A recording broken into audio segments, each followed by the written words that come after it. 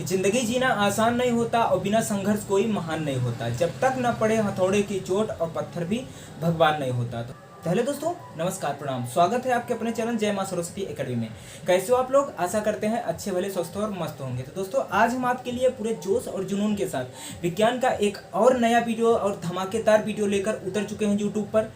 दोस्तों जैसा कि आप लोग जानते ही हैं कि हमारे जीवन में साइंस माने विज्ञान कितना इम्पोर्टेंट है। हर एक चीज़ें विज्ञान से जुड़ी चीज़ें हैं। ओके दोस्तों, इसीलिए हम आपके लिए विज्ञान का वीडियो लगातार अपलोड करे जा रहे हैं इस चैनल पर। और दूसरे चैनलों पर आपको क्या किया जाता है कि दूसरे चैनलों पर आपको प्लेलिस्ट मतलब कि बराबर वीडियो नहीं मिलेंगे, मतलब एक पार्ट के बाद दूसरा पार्ट, तीसरा पार्ट, चौथा पार्ट ऐसे करके नहीं मिलेगा। लेकिन इस चैनल पर आपसे वादा करते हैं कि लगातार वीडियो आपको पार्ट वाइज मिलेंगे, पार्ट वाइज, और आप नोट्स तैयार कर सकते हैं, नोट्स बना सकते हैं। और जो बच्चा चाहे कंपटीशन एग्जाम की तैयारी कर रहा है या फिर 10th और 12th में है, मतलब कि कक्षा 10 और 12 में है, तो वह बच्चा इस वीडियो को देख सकता है और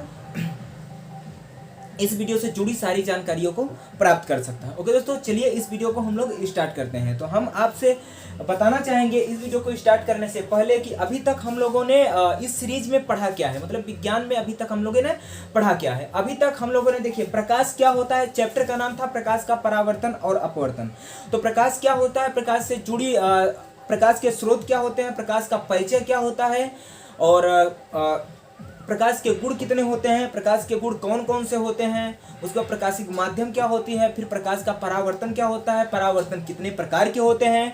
तो दोस्तों परावर्तन के नियम देखा हमने, उसके बाद परावर्तन पे जुड़ी सवालें अभी तक हमने पढ़ चुका है, मतलब 3 पार्ट अभी तक अपलोड हो चुका है। इस साइंस का 3 पार्ट अभी तक हम लोगों ने अपलोड कर दिया है इस चैप्टर का। ओके दोस्तों, आज यह चौथा पार्ट है। चौथे पार्ट में हम लोग क्या पढ़ने वाले हैं?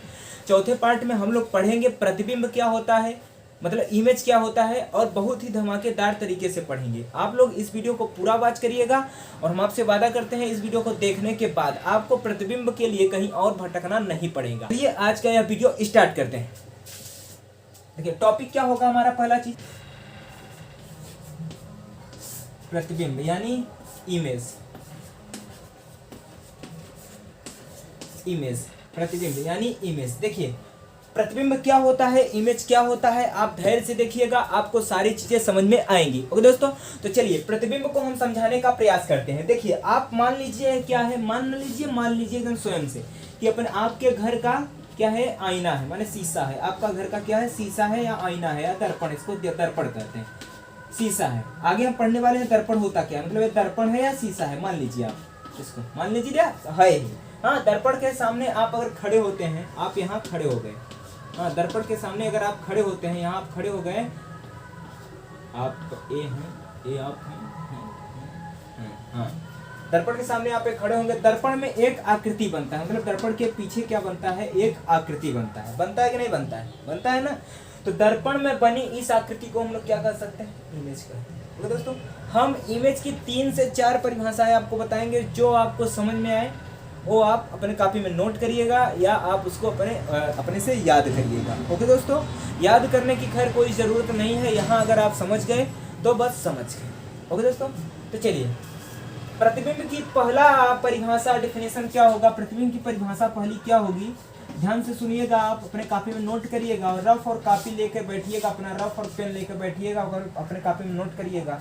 क्या करिएगा कि जब किसी दर्पण के सामने किसी वस्तु को रखा जाता है, वस्तु के जगह आप हो सकते हैं, कोई दूसरा भी हो सकता है, चाहे जो वस्तु हो सकती है। हाँ, जब किसी दर्पण के सामने क्या था, दर्पण के सामने किसी वस्तु को रखा जाता है तो दर्पण में एक आकृति बन जाता है, एक चित्र बन जाता है। दर्पण में क्या बन जाता है, एक चित्र बन जाता है। दर्पण में बने इस चित्र को प्रतिबिंब कहते हैं या इमेज कहते हैं या इसको परछाई कहते हैं। क्या कहते हैं, परछाई या छाया कहते हैं। ओके दोस्तों, परछाई या छाया कहते हैं। तो दर्पण में बनी इस आकृति को या चित्र को क्या कहते हैं, प्रतिबिंब कहते हैं या परछाई कहते हैं। ध्यान से एक बार और सुनिएगा प्रतिबिंब की परिभाषा। पहली प्रतिबिंब की परिभाषा क्या है, जब हम किसी दर्पण के सामने किसी वस्तु को रखते हैं तो दर्पण में एक चित्र बन जाता है या एक आकृति बन जाता है। दर्पण में बनी इस आकृति को प्रतिबिंब कहते हैं या परछाई कहते हैं। ओके, यह पहला परिभाषा है। ओके दोस्तों, चलिए अब हम दूसरे परिभाषा की बात करते हैं। देखिए दूसरे परिभाषा की बात क्या करेंगे, परछाई किसे कहेंगे, इमेज किसे कहेंगे। देखिए आपने रात में या दिन में, रात में या दिन में देखा होगा, क्या देखा होगा, कोई अपारदर्शी वस्तु। अब अपारदर्शी वस्तु का होता है, किसी अपारदर्शी वस्तु को ले लीजिए, अपारदर्शी वस्तु, कोई अपारदर्शी आप वस्तु ले लीजिए, क्या करिए, अपारदर्शी वस्तु ले लीजिए। अपारदर्शी वस्तु किसे कहेंगे, जिसके आर पार प्रकाश न जा सके। जैसे जैसे जैसे जैसे कॉपी के आर पार प्रकाश नहीं जा सकता, यहाँ से अगर प्रकाश वहां से आएगा तो इसके आर पार करके नहीं जा सकता। तो अपारदर्शी वस्तु कोई ले लीजिए। हाँ, तो किसी अपारदर्शी वस्तु ले लीजिए, कोई अपारदर्शी वस्तु, मान लीजिए क्या है, वस्तु है अपारदर्शी वस्तु है, अपारदर्शी क्या है, वस्तु। ओके दोस्तों, अब मान लीजिए यहाँ से अगर प्रकाश जा रहा है, सूर्य भगवान यहाँ है, यहाँ है, यहाँ है, या यहाँ रोशनी, आपको मतलब किसी भी चीज से प्रकाश जा रहा है, तो प्रकाश क्या इसको पार करके उस तरफ जा सकता है, नहीं जा सकता। क्यों, क्योंकि ये अपारदर्शी वस्तु है। क्या है, अपारदर्शी वस्तु है। ठीक है दोस्तों, तो अपारदर्शी वस्तु के पीछे एक काला धब्बा बनेगा, एक परछाई बनेगा। आप देख पा रहे होंगे हमारे पीछे कुछ थोड़ा बहुत बन रहा होगा, शायद नहीं बन रहा है, चलिए नहीं बन रहा है तो आप खुद से महसूस करिएगा। रात में या क्या होता है देखते हैं ना कि एक परछाई बनता है, किसी अपारदर्शी वस्तु के पीछे एक परछाई बनता है, एक आकृति बनता है। ठीक है, एक काला धब्बा होता है कि नहीं होता है, तो उस काले धब्बे को क्या कहते हैं, प्रतिबिंब कहते हैं या इमेज कहते हैं। तो आप ध्यान से सुनिएगा, किसी अपारदर्शी वस्तु के पीछे क्या होगा, पीछे किसी अपारदर्शी वस्तु के पीछे बनने वाले काले धब्बे को, किसी अपारदर्शी वस्तु के पीछे, किसी ये अपारदर्शी वस्तु है, किसी यहाँ से प्रकाश आ रहा है, इसके पीछे काला धब्बा बनेगा। जो काला धब्बा रातों में बनता है तो वही क्या होता है, परछाई होता है, इमेज होता है। तो किसी अपारदर्शी वस्तु के पीछे बनने वाले काले धब्बे को क्या कहेंगे, परछाई कहेंगे। किसी अपारदर्शी वस्तु के पीछे बनने वाले काले धब्बे को परछाई कहेंगे। या करके लिख लेना आप, दूसरा परिभाषा इसका, या करके नीचे लिख लेना, किसी अपारदर्शी वस्तु के पीछे बनने वाले काले धब्बे को परछाई कहते हैं। ठीक है दोस्तों, चलिए अब इसके सबसे इंपॉर्टेंट परिभाषा की बात करते हैं, जो आपके किताबों में पाई जाती है, जो आपको किताबों में मिलता है। क्या मिलता है, देखिए ये मान लीजिए दर्पण है, क्या है, दर्पण। सपोज दैट कुछ देर के लिए मान लीजिए दर्पण है, आपको हम दर्पण के बारे में अगले वीडियो में पढ़ाएंगे, लेकिन मान लीजिए कुछ देर के लिए दर्पण है। दर्पण का यह मुख्य अक्ष है, दर्पण का यह मुख्य अक्ष है। ठीक है, दर्पण का क्या है, यह मुख्य अक्ष है। यहाँ हमने क्या करा, एक वस्तु रख दिया, वस्तु कोई भी वस्तु रख दीजिए, यहाँ एक वस्तु रख दिया।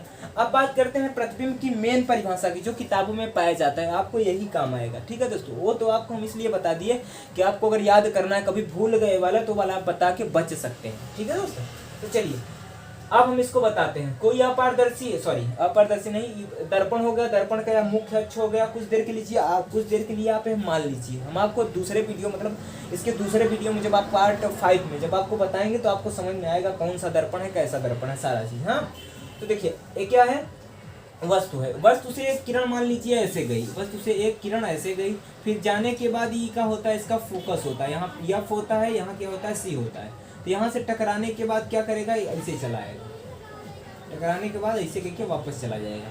अब क्या करते हैं, एक किरण मान लीजिए यहाँ से लेते हैं, एक किरण यहाँ से लेने के बाद ऐसे आया, और आने के बाद यहाँ से ऐसे चला जाएगा। जब यहाँ से ऐसे चला जाएगा तो ये बताओ, ये वाली किरण यहाँ से आई ऐसे चली आई, ये वाली किरण यहाँ से आई ऐसे चली आई, तो ये किरणें दोनों टकराने के बाद कहाँ काटी है, यही काटी है, यही काटी है, यही काटी है, तो यही काटी है। तो यही इस वस्तु का क्या बनेगा, प्रतिबिंब बनेगा। यहाँ पर क्या बनेगा, वस्तु क्या बनेगा, प्रतिबिंब बनेगा। मतलब ये वस्तु था, ये वाला वस्तु था, ये वाला क्या है, प्रतिबिंब है, ये वाला क्या है, प्रतिबिंब है, इमेज है, प्रतिबिंब है। तो अब इसकी परिभाषा सुनिएगा, मेन परिभाषा सुनिएगा। प्रतिबिंब परिभाषा होता क्या है, प्रतिबिंब परिभाषा यह होता है कि किसी वस्तु के किसी बिंदु से, किसी वस्तु के किसी बिंदु से, ये वाला वस्तु होगा, इसके किसी बिंदु से चलने वाली प्रकाश की किरणें, चलने वाली प्रकाश की किरणें दर्पण से, दर्पण था, दर्पण से परावर्तन के पश्चात, दर्पण से क्या हुआ, परावर्तन, यहू वाली किरण परावर्तित हुई, यहू वाली किरण क्या हुई, परावर्तित हुई। परावर्तन के बाद जिस बिंदु पर एक दूसरे को काटती हैं, जिस बिंदु पर एक दूसरे को काटती हैं, उस बिंदु को वस्तु के बिंदु का क्या कहते हैं, प्रतिबिंब कहते हैं। दोस्तों ध्यान से सुनिएगा कि वस्तु के किसी बिंदु से चलने वाली प्रकाश की किरणें, चलने वाली क्या प्रकाश की किरणें दर्पण से परावर्तन के पश्चात जिस बिंदु पर एक दूसरे को काटती हैं, परावर्तन के बाद यही ना काटी है, अब यहाँ ना कह दीजिएगा यहाँ काटी है, परावर्तन के बाद मान लो यहाँ ये वाली काटी है, ये वाली किरण, लेकिन ये वाली परावर्तित कहाँ हुई, यहाँ आके यहाँ टकराई तब ना आएगी। तो परावर्तन के बाद यहाँ ना काटी है, अगर यहाँ काटी है तो यहाँ इसका इमेज बनेगा, यहाँ इसका फोटो बनेगा। ओके दोस्तों, तो प्रतिबिंब क्या हुआ आपको समझ में आया। हमने पहला परिभाषा आपको क्या बताया, पहला परिभाषा हमने बताया आपको कि जब किसी दर्पण के सामने किसी वस्तु को रखा जाता है तो उसके पीछे एक आकृति बन जाती है, एक चित्र बन जाता है। तो दर्पण में बने इस चित्र को, इस आकृति को क्या कहते हैं, वस्तु का प्रतिबिंब कहते हैं। ठीक है, दूसरा परिभाषा हमने आपको बताया कि किसी अपारदर्शी वस्तु के पीछे जो काला धब्बा होता है, रात में जो काला धब्बा बनता है, उसे क्या कहते हैं, परछाई कहते हैं। फिर तीसरा और सबसे इम्पोर्टेंट परिभाषा हमने आपको बताई, हमने आपको बताई कि किसी वस्तु से चलने वाली प्रकाश की किरणें, आप कॉपी में नोट कर लीजिए, अन्यथा अभी तो आपको समझ में आ रहा है, भूल जाएंगे। ओके दोस्तों, तो चलिए, किसी वस्तु के किसी बिंदु से, ये वस्तु होगा, किसी बिंदु से चलने वाली प्रकाश की किरणें दर्पण से परावर्तन के बाद जिस बिंदु पर एक दूसरे को काटती हैं, उस बिंदु को वस्तु के बिंदु का, इसका क्या कहेंगे, प्रतिबिंब। ठीक है दोस्तों, ओके दोस्तों, तो आशा करते हैं आपको प्रतिबिंब समझ में आया होगा। पूरे जोश और जुनून के साथ पढ़ते रहिए, आपको सारी चीजें समझ में आएंगी। ओके दोस्तों, अब बात करते हैं प्रतिबिंब के प्रकार के बारे में। तो आप नोट कर लीजिएगा, अगर जो नहीं नोट करा है वाला परिभाषा एक बार और बोल रहे हैं, नोट करिएगा कि वस्तु के किसी बिंदु से चलने वाली प्रकाश की किरणें, दर्पण से परावर्तन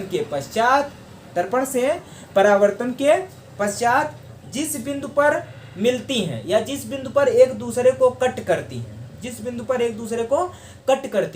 उस बिंदु को वस्तु के बिंदु का प्रतिबिंब कहते हैं। ठीक है दोस्तों, चलिए आगे बढ़ते हैं इसमें।